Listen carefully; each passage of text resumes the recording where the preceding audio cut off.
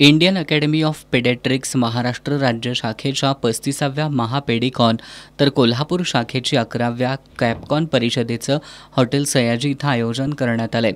या परिषदेचं उद्घाटन पेडियाट्रिक्सचे अध्यक्ष डॉक्टर वसंत खलटकर यांच्या हस्ते करण्यात आलं।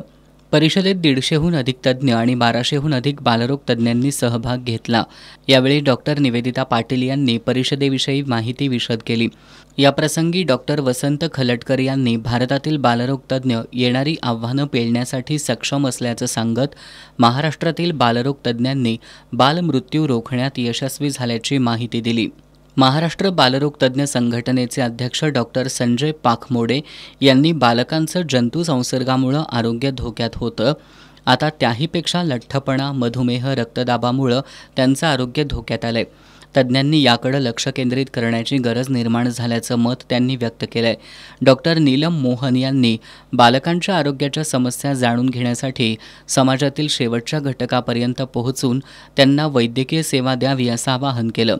2 दिवस चालणाऱ्या या परिषदेत यशस्वी उपचार पद्धतींचा वापर करून लहान मुलांना होणाऱ्या विविध आजारांना यशस्वीपणे तोंड कसं द्यावं, जन्मताच बाळाला होणाऱ्या जंतू संसर्ग आणि वेगवेगळे आजार याबद्दल मार्गदर्शन आणि चर्चा करण्यात येणार आहे।